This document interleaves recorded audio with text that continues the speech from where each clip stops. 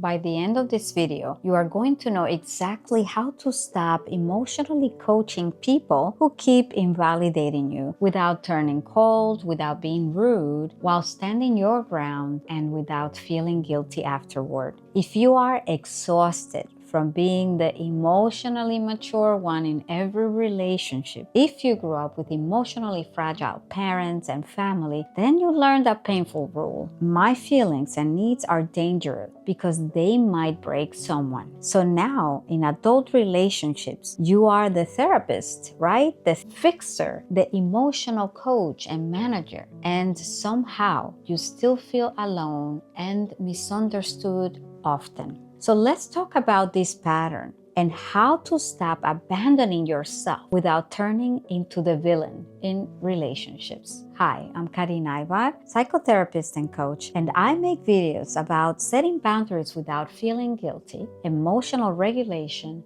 parentification, and generational trauma recovery so that you can understand why you feel the way you do and how to change it with compassion and practical tools. Today, we're talking about emotional overfunctioning. When someone is emotionally fragile, conversations bend toward them. You share something vulnerable and they collapse. They may say something along the lines of, "So I'm just a terrible person then."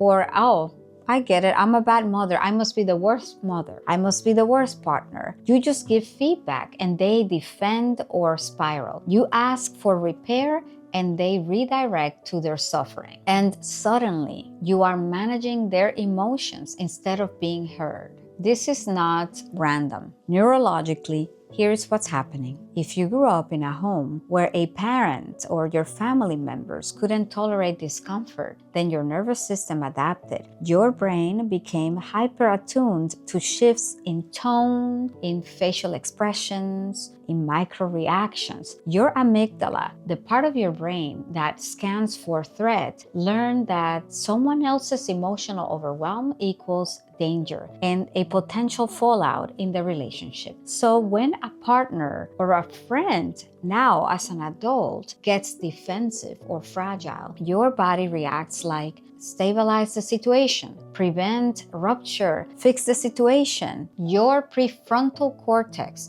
the rational part of your brain, then jumps into strategize. How can I explain this better? How can I soften my tone? How can I reassure them so that we don't disconnect and we don't have a fight? And you see, that is conditioning. But think about it. Here's the problem. When every conversation has gravity pulling toward their feelings, then you slowly learn not to bring yourself into the room. Basically, you become invisible.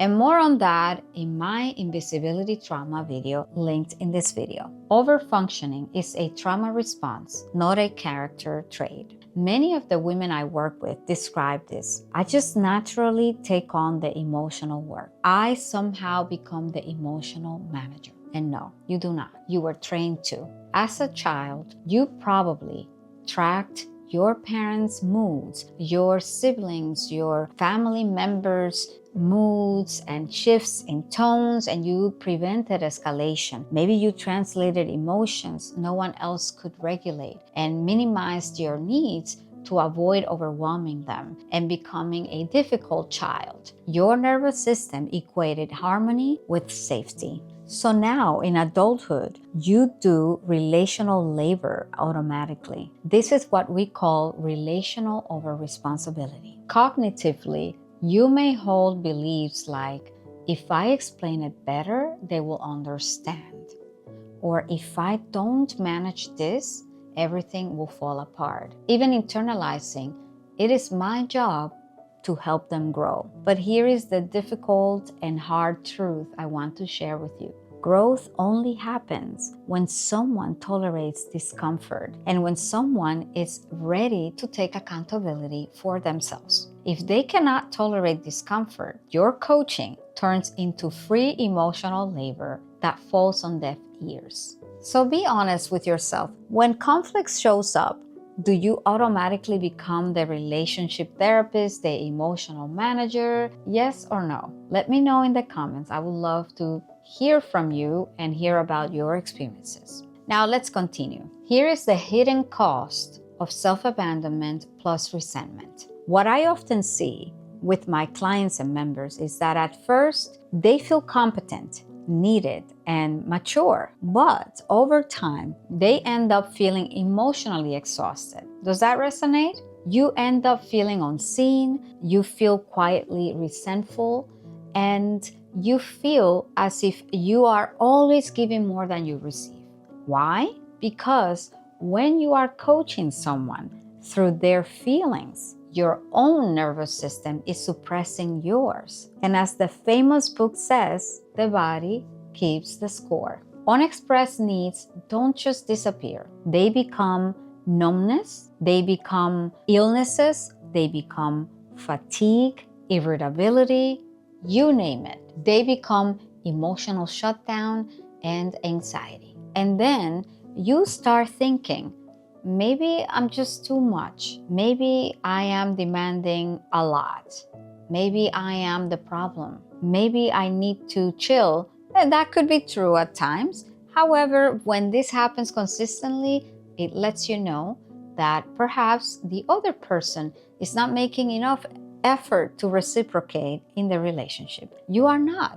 You are probably overfunctioning in a system that depends on your overfunctioning and overcompensating for the other person. Now, let's make this concrete with a scenario. Let's say you tell your partner, I've been feeling unsupported lately, and I just wanted to bring it up because I don't want to end up resenting you and I'm feeling uncomfortable. And they immediately respond, oh, so now I'm failing after everything I do here around the home, after everything I do for you, nothing I do is ever enough. And you see their voice tightens, you see the shame flicker, and immediately your body reacts. Your stomach becomes so tight and your tone probably soften. You may also get defensive, but you start clarifying, no, but that's not what I meant. I just feel overwhelmed. Now you are reassuring them, okay? And managing their shame, managing their own defensiveness, translating your need, and they jump to all or nothing thinking, which is very common, and they start twisting your words. And the rest of the time is spent with you over-explaining and reassuring them that they are not terrible, which is not what you said originally, but you just wanted to share how their behavior is making you feel, but they're interpreting it as I'm a terrible partner, right? And your original feeling, then boom, gone. And that is the pattern we are interrupting today. Now, here are some tools to stop coaching and start containing. You do not need to become cold or a different person. You just need containment. And here are 3 boundary sentences that protect connection without abandoning yourself. Number 1, redirect back to your experience. For instance, you can say, I hear that this is hard for you, and I still need to be heard so that we can move forward because I care about us. If you notice, you are validating, but you are not disappearing in that sentence. Neurologically, this helps your brain build a new pathway, which means, okay, I can tolerate someone's discomfort without rescuing them. And that is rewiring. Number 2, name the pattern kindly but clearly. When the topic shifts to your struggles, I feel dismissed. Can we stay with what I'm sharing for a moment? I would love to hear what you have to say, and I also need to be heard. You see, this engages your prefrontal cortex instead of your trauma reflex to people please and accommodate them. You are describing behavior and not attacking character. Emotionally immature people often struggle with perspective taking. Naming the shift gently increases accountability without escalation. Number 3, exit without guilt. You can say something along the lines of, I'm going to pause this conversation and I'm open to continuing when we can both stay present. Maybe we can talk about it later tonight or tomorrow. Set up a timeline. That is crucial. Because if someone cannot regulate enough to stay in the conversation, Continuing it only deepens the pattern. And it is important that you don't use this pause as stonewalling. You both should agree to revisit the conversation. You are not responsible for their regulation. You are responsible for regulating yourself and making sure you take accountability for reinitiating the conversation if you were the one proposing the pause. Pauses are actually healthy, and I know that this can be tough for anxiously attached individuals. Let's stop coaching and ask yourself this. Have they demonstrated the ability to, 1, take responsibility, number 2, repair when they hurt you, and number 3, reflect on their own behavior? That is important to reflect on and keep in mind, because if not, then more explaining will not fix it. Coaching someone who cannot self-reflect becomes emotional management and labor. And in those moments, your job is not to explain better. It is to protect your nervous system. And that might mean shorter conversations, fewer emotional disclosures, letting silence sit instead of filling it in, and observing instead of instructing. This is not punishment. This is not acting cold or out of invalidating them, but it is a boundary recalibration. I want to acknowledge why this feels so hard. If you were parentified or grew up being invalidated or emotionally neglected, then emotional competence became part of your identity. You are the strong one, you are the wise one, and the emotionally literate one. So stepping back feels wrong and very difficult. Trust me, I know, as a recovering parentified daughter. Your brain might interpret it as, I'm being mean, I'm abandoning them, or I'm being selfish. But what is actually happening is differentiation. You are separating your responsibility from theirs. And that is how secure attachment in relationships is built. It is not through overgiving, but rather through mutuality. You see, you're not asking someone to be perfect. Your relationship will never be perfect. But what you're doing is you're asking them to stay in the room. And if someone consistently cannot stay in the room with your feelings, that is data, right?